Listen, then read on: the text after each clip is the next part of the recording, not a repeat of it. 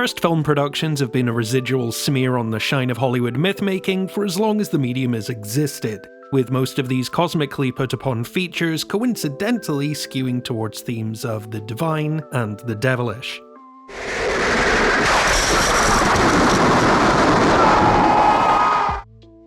The Exorcist and its many follow-ups have become so synonymous with calamitous mishaps, behind-the-scenes snafus, and ice skating up a hill making-ofs, that entire books, documentaries, and YouTube series have been forged to immortalize their ceaseless struggle to cross the finish line. Everything has to do with the mystery of fate or faith. And The Exorcist is about the mystery of faith. Amidst the chaos of one of the best movies ever made, one of the worst, one of the most underrated, a TV show that was actually okay, and one of the most baffling reboots ever conceived, lies an Exorcist prequel so terrible they tried to make it twice. Here we have a pair of features that share much of the same cast, locations, and general plot, but with just enough differences to make them feel like tactile proof of parallel universes. So, welcome one and all to the tale of Dominion, prequel to The Exorcist, and Exorcist: The Beginning. Evil twins that came together to epitomize the unpredictable nature of Hollywood hubris, excess, and studio interference. Not impressed, huh? Well, how about if I make the film break?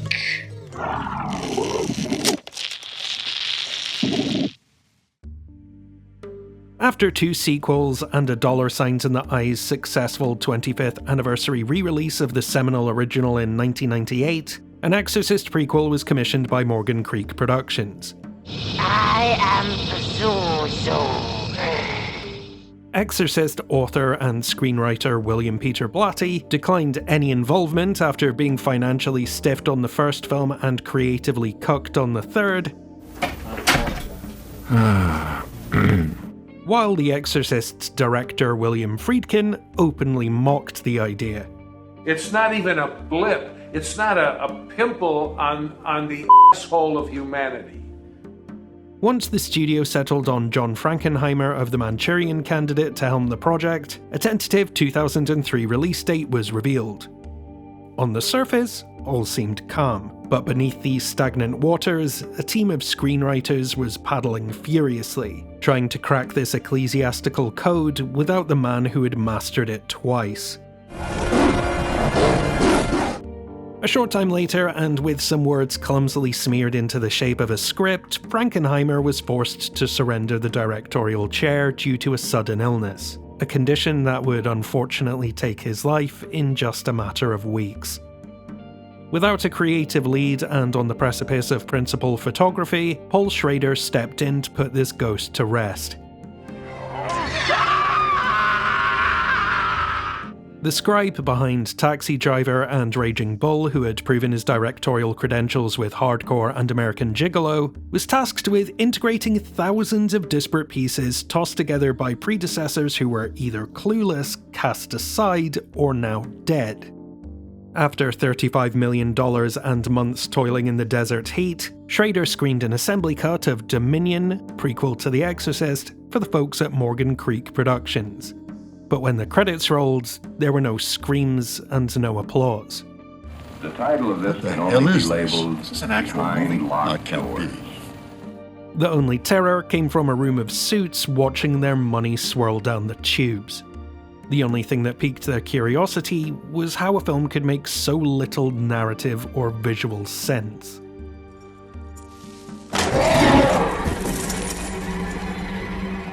Don't ever touch me with that again, priest!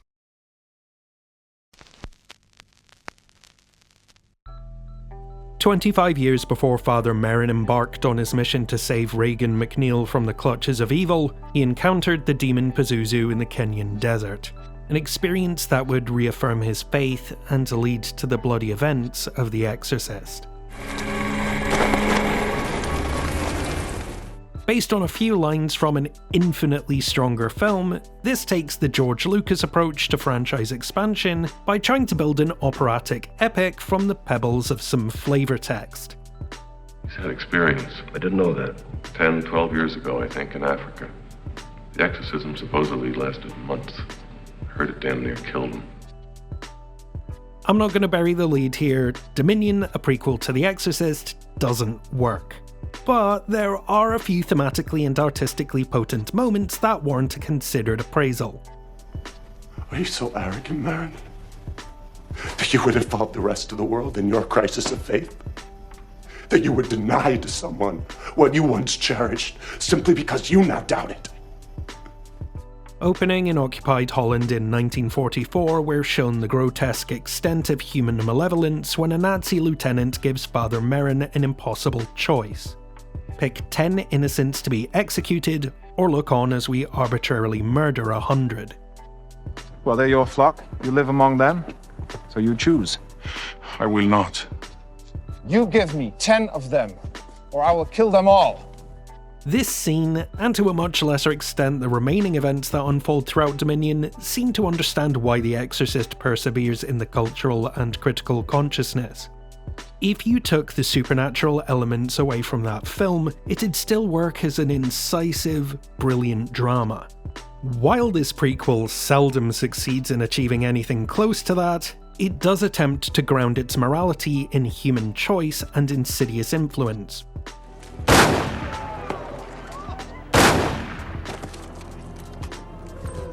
That's good.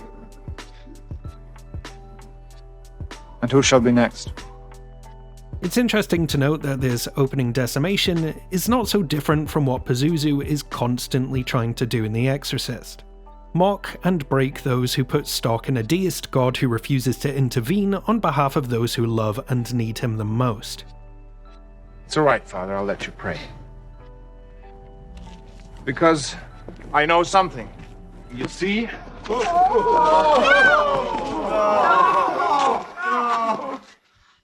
God isn't here today. Once Father Merrin arrives at the Kenyan archaeological site, we're introduced to members of the indigenous population who are being actively exploited by occupiers from the British Empire. Savages. Think they can get away with this? Don't understand the British. As their land is defiled and an unholy Byzantine church is found buried in the dirt, a plague of unfortunate and unexplainable cruelties befall the native populace. This in turn causes them to draw a direct correlation between Christianity and violence, persecution, brainwashing, and death. This, Father? Is this how the Almighty treats those who have kept faith with Him? Yes.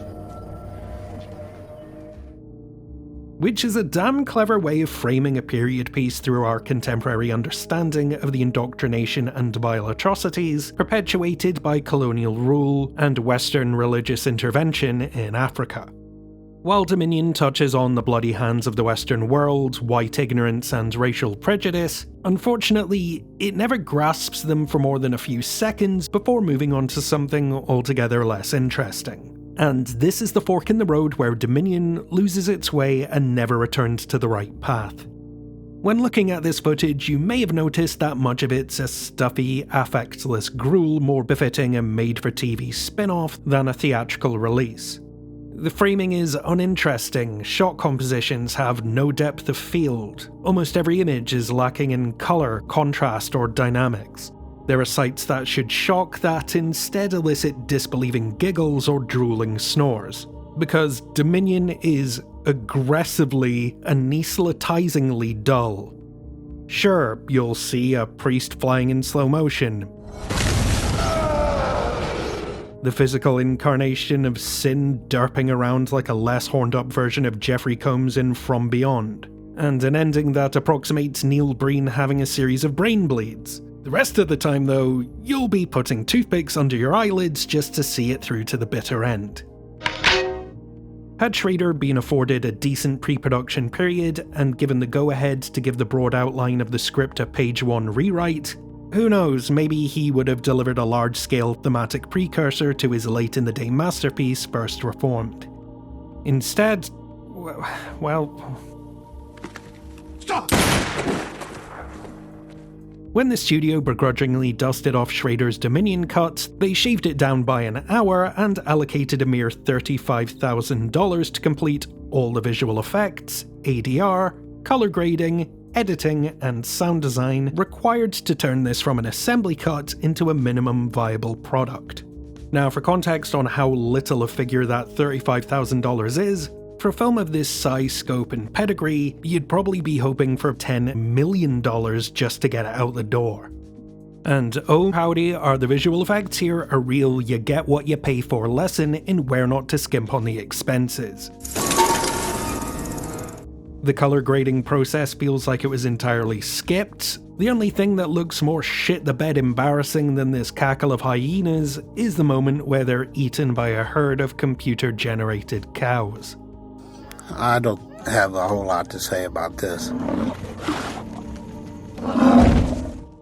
Almost everything of import happens off-screen or in the middle distance, which speaks to a butchered edit or a total lack of coverage when they shot the thing. Most of the soundtrack is a nakedly rubbish mix of a temp score that just got left in, and most weirdly of all, some final sonic stitching by gonzo metal band Dog Fashion Disco.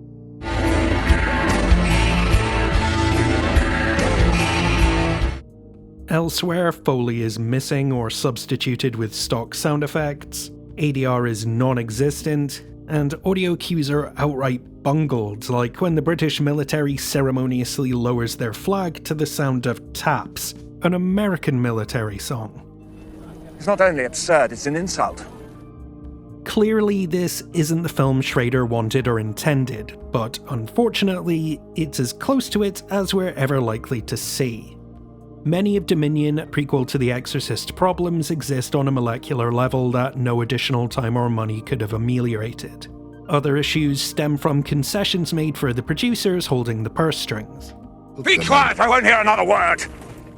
Whatever happened, there'd be no fixing this with some mythical Schrader cut, because what was shot just isn't particularly good.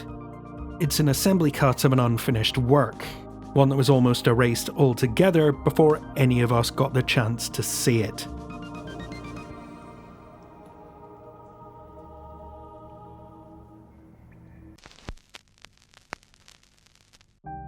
Once the studio awoke from Schrader's languid vision of Dominion, they launched into damage control in the same way you can technically get out of doing dishes by burning down your apartment. In an attempt to salvage the picture and up the scare quota, the producers fired Schrader's editor and begged the new one to find something creepier and more concise in Dominion's 3 hours of existential dirge. Thanks to modern editing techniques, we can use existing footage to complete the film without a good script. Watch. This didn't work. You're fired. And with good cause. Morgan Creek Productions was now staring into a chasm where it seemed the only way up and out was to dig deeper down. Keep digging. We're bound to find something. I guess we're not gonna find anything. How are we gonna get out of here? We'll dig our way out. In a last-ditch effort, they showed the footage to a who's who of filmmakers and creative consultants to see if anyone could successfully unbake their cake. At which point, Cliffhanger and Die Hard 2 director Rennie Harlin stepped forward with 4 devastating words of advice. Reshoot the whole thing. I ended up reshooting the entire movie. We reworked the script, became pretty much its own piece that wasn't the same story anymore. Shelving Dominion and throwing another $50 million into their hole in the ground with a new director, a tweaked script, and a hope against hope that there wouldn't be any more CGI hyenas. Dun, dun, dun.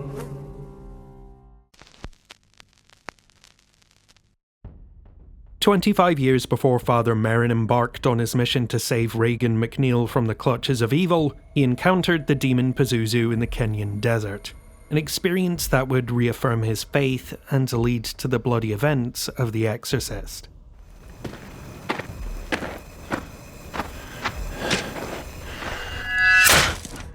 What we have with Exorcist The Beginning is a case of the same plot, different particulars. It's uncannily close to Dominion, but with key divergences and stylistic assertions that set the two apart in some profound ways. The footage is almost entirely new, but shot by the same cinematographer with the same costumes, sets, characters, and locations. Some roles have been recast due to scheduling issues or a respectable refusal to reshoot a movie they've already made, but their mumbled dialogue and milquetoast characterizations are still essentially an approximation of what Dominion had already done, only now with the volume cranked up.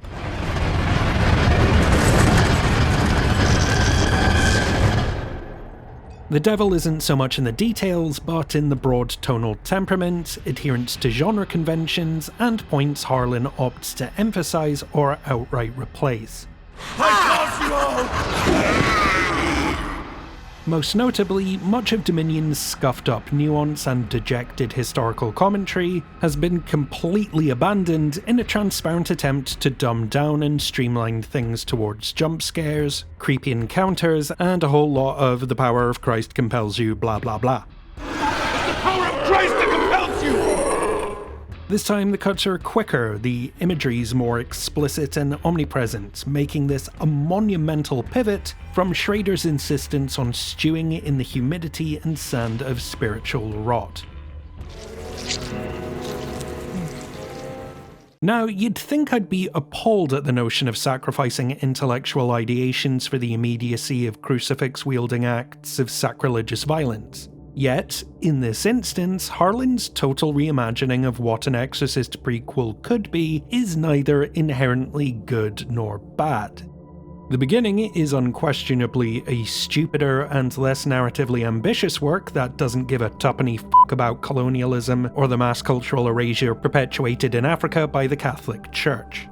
On the other hand, this is undeniably a more entertaining, coherent piece of filmmaking.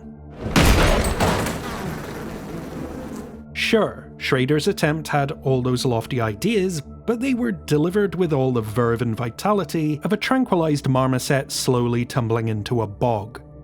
The Beginning isn't as deep, but is better motivated in its pacing when conveying Father Merrin's unspooling doubt and heretical disgust. The supporting performances are given less room to meditate and express their hidden turmoil, but they're also more consistent and in keeping with the overall sinking mood. You don't bury your dead, you cremate them. Yes. And I was buried in that graveyard. It's a trade-off, well-intentioned but boringly executed, versus a lowest common denominator but watchable.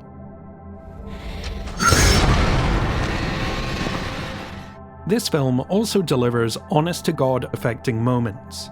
At the halfway point, an intercut sequence between exploring a Byzantine temple and Natalia Simonova being stalked by Bricktop's bile-flecked local is genuinely unnerving.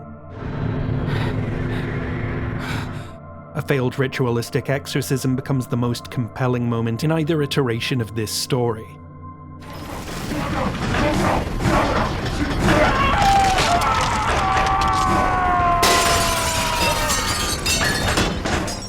While Harlan's imagery is so on the nose that it could shoot cartilage straight through your frontal lobe, the abhorrent imagery used to convey moral decay works better than Dominion's tell don't show navel gazing.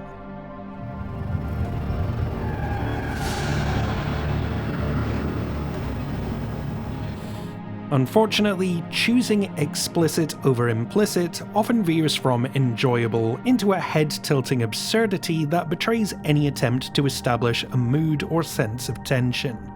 Here, Sarah lets her armor down and confides in Father Merrin that, during World War II, she was brutalized by a gang of Nazis. We're all sent to the concentration camps. and then within seconds, we cut to light-hearted small talk. So, what turns a man of the cloth into an archaeologist? I don't know. There are attempts at levity elsewhere that go down like a lit firework in a burn ward. And in case you didn't see this coming, what with the big old foreshadowing sign I casually plonked down right before the ad break, the CGI hyenas are inexplicably back, but in a wholly original scene.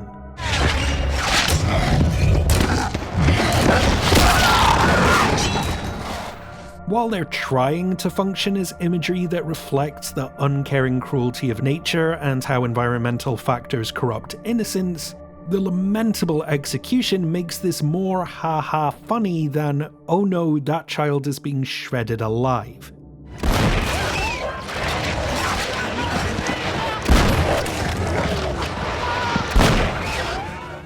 By the time the finale succumbs to the low-hanging fruit of nostalgia with a shameless greatest hits montage of The Exorcist's third act festivities, the fatal flaw with The Exorcist: The Beginning can no longer be avoided. Run!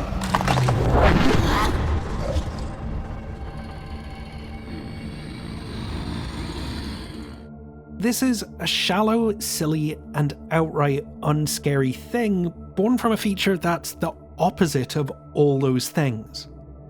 For all of Dominion's failings, it gave Stellan Skarsgård's performance room to find friction between the lines of a book that has been wielded as both a weapon and shield for millennia.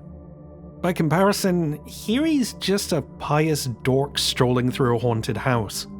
Such is the Faustian trade-off the studio made when they buried Dominion and opted to release Exorcist: The Beginning instead.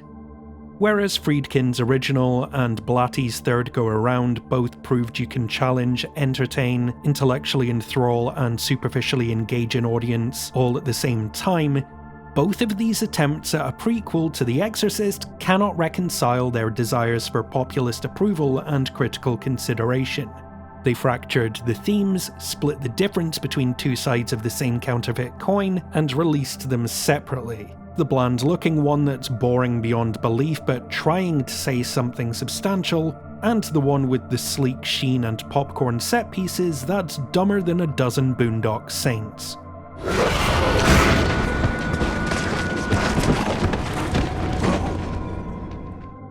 So, with a pair of Exorcist prequels in the can that are not good for very different reasons, what happened next? Sometimes I think the best view of God is from hell.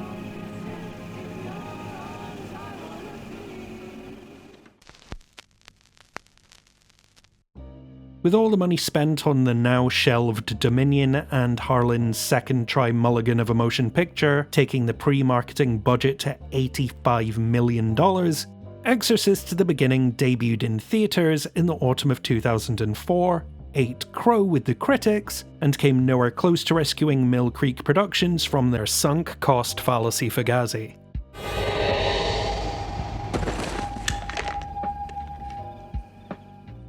Having sent one lemon out to die on the vine and with another gathering dust in the pantry, the studio contacted Schrader with a poisoned proposal. Dominion will finally have its day in the sun, but don't expect any walking around money to fix it. After endeavouring to knock his unfinished assembly cut together with $35,000 and a well, I guess that'll have to do attitude, Dominion, prequel to The Exorcist, was given a limited theatrical release in 2005, and was universally lambasted before tapping out having made a whopping total of $250,000.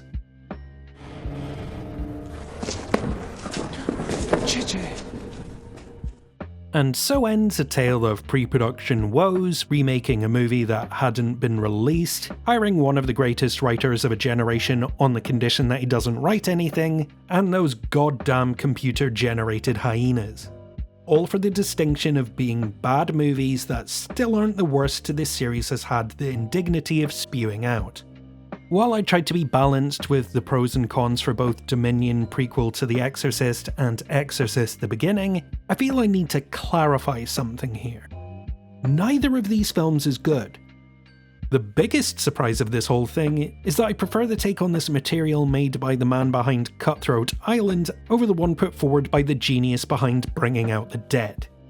Maybe that shows prestige isn't everything, or that sometimes a blunt hammer is more effective than a rusty scalpel.